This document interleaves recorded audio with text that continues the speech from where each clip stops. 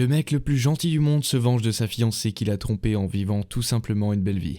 C'est l'histoire d'un de mes amis, l'histoire du mec le plus gentil que l'on puisse connaître et de la façon dont il s'est vengé de son ex-fiancée infidèle qu'il avait largué pour son meilleur ami, tout en restant le type le plus adroit et le plus formidable que l'on puisse imaginer. J'ai reconstitué cette histoire à partir de ce que mon ami et sa femme m'ont dit au cours de la décennie où nous avons été amis. Il n'y a pas assez de place pour vous dire à quel point ce type est génial, mais croyez-moi, il a été là pour moi comme un rock dans mes périodes les plus sombres. Personnage. Appelons mon ami Buddy, son ex-fiancée Lisa et son meilleur ami Richard. En écoutant cette histoire, vous devez toujours vous rappeler que Buddy est littéralement la meilleure personne de la planète. Richard est un peu con, ennuyeux, mais Buddy dit qu'il veut bien faire et qu'il a bon cœur. Lisa est une narcissique, menteuse et égocentrique. Les autres personnages de cette histoire sont Ray, un autre ami de lycée de Buddy, Jen, la femme de Buddy, et Bob et Linda, le père et la mère de Richard. Tous les noms sont faux. Contexte, l'histoire commence lorsque Buddy, Richard et Lisa sont tous les trois au lycée, dans un établissement de banlieue typique du sud des États-Unis. Équipe de football, soirée le vendredi, etc. Et ils font tous les trois partie de la fanfare et ce sont des amis inséparables. Buddy joue du cor, Richard du tuba.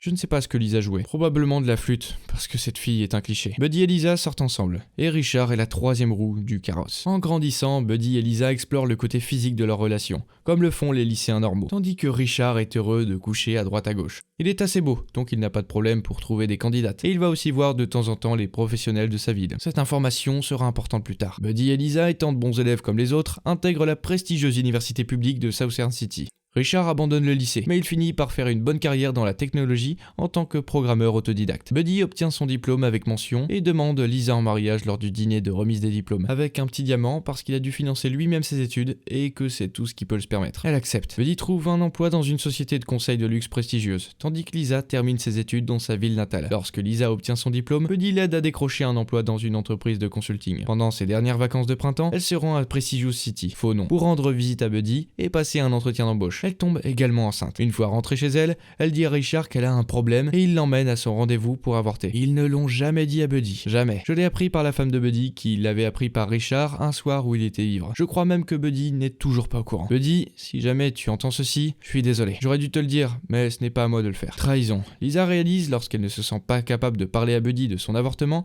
qu'elle ne peut pas non plus l'épouser. Mais elle n'est pas assez courageuse pour le quitter. Au lieu de cela, elle le fuit et il apprend par le service des ressources humaines de la société où Lisa avait passé l'entretien qu'elle a refusé son offre d'emploi et qu'elle ne déménagera pas à Prestigious City. Buddy appelle Richard et ce dernier lui dit « Mec, je suis désolé, mais il y a pire. Lisa et moi sommes désormais en couple. Tu peux me frapper la prochaine fois qu'on se verra. » Toutefois, Buddy et Richard décident que Lisa ne vaut pas la peine de détruire leur amitié et ils restent les meilleurs amis du monde. Ils vont chasser ensemble dans la maison de famille de Richard, à la campagne et tout un tas d'autres choses. Lisa n'est pas contente. Mais Richard lui dit que si elle l'oblige à choisir entre elle et lui, il choisira Buddy. Retombé, Buddy met environ 1 an avant de se remettre et recommence à sortir avec des amis. Très vite, il rencontre Jen et tombe éperdument amoureux d'elle. Et pour couronner le tout, Jen est tout aussi folle de lui. En moins de 6 mois, ils sont fiancés. Ce qu'il faut comprendre, c'est que Lisa est d'une beauté à couper le souffle. Elle n'est pas assez grande pour être mannequin, elle est de taille moyenne. Mais elle a de grands yeux bleus et de cils super longs, de longs cheveux bruns, ondulés et brillants, un visage magnifique et une silhouette formidable. Elle est plus belle qu'une star de cinéma. Et être belle est vraiment importante pour elle. Jen est assez jolie, mais dans la moyenne par contre. Elle aborde la vie avec plus de légèreté. Richard se rend à Prestigious City sans Lisa pour rencontrer la fiancée de Buddy. Il s'entend très bien avec Jen. Jen s'entend bien avec tout le monde et lorsqu'il rentre, il dit à Lisa que Buddy est vraiment heureux, que sa fiancée Jen est géniale, etc. Lisa devient jalouse et elle boude lorsqu'elle apprend que Jen a fait des études supérieures. Mais Richard lui fait remarquer que Jen est loin d'être aussi sexy que Lisa. Elle arrête de bouder, du moins jusqu'à ce qu'elle reçoive une invitation à leur mariage. Lisa fait une crise, refuse d'y aller et essaye d'empêcher Richard d'y aller. Mais il n'est pas question qu'il rate le mariage de son meilleur ami.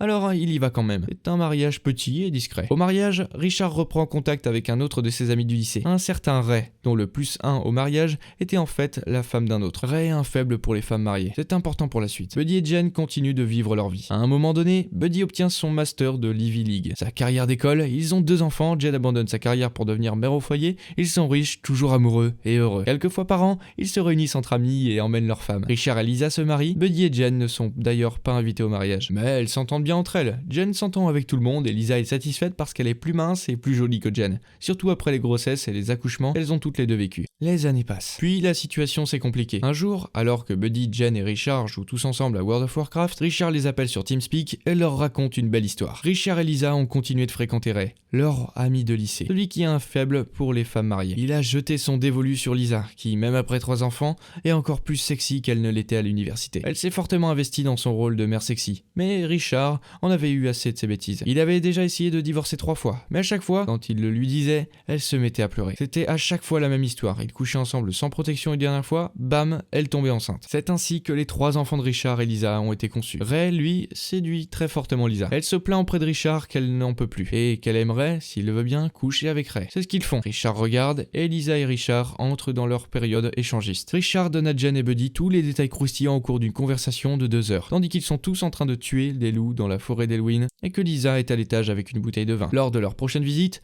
Richard essaie de signifier qu'il veut se joindre au moment intime de Buddy et Jen, mais ils ne sont pas d'accord. Et après 5 minutes plutôt gênantes, la situation revient à la normale. Les enfants jouent tous ensemble, les femmes discutent et Buddy et Richard passent du temps ensemble à faire des choses que les hommes font en général. Richard explique à Buddy que s'il pratique l'échangisme, c'est parce qu'il prend son pied à regarder Lisa se faire dégrader sexuellement et que Lisa aime montrer à Richard qu'il n'est pas assez viril pour elle. Ce mariage n'est pas heureux. Mais Richard veut rester marié parce que Lisa est super sexy et qu'elle a une belle carrière. Alors que lui est un technicien qui travaille à la maison tout en s'occupant de 3 enfants et qu'il ne pourra jamais faire mieux, la situation s'aggrave. Richard appelle Buddy pour discuter. Son mariage a tourné au vinaigre. Lisa a, selon ses propres termes, rencontré l'amour de sa vie. Elle a tourné la page avec Ray et l'échangisme. Elle a maintenant une liaison avec un employé du service de comptabilité de son travail. Elle sort toute la nuit. Elle ignore ses enfants. Richard et Lisa emmènent les enfants en vacances pour essayer de se concentrer sur leur famille. Mais Lisa passe son temps à se plaindre parce que son amant lui manque et qu'elle ne veut pas être là. Elle ne veut pas divorcer parce qu'elle sait qu'elle perdra la garde de ses enfants. Elle est tout le temps ivre. Elle ne veut pas avoir à payer une pension alimentaire à Richard. Elle veut qu'il la laisse vivre comme elle veut pendant qu'il s'occupe de la cuisine, du ménage et des enfants. Tout ça en gagnant 50% de l'argent de leur ménage. Lisa ne se cache plus du fait qu'elle aurait pu épouser Buddy et être comme Jen,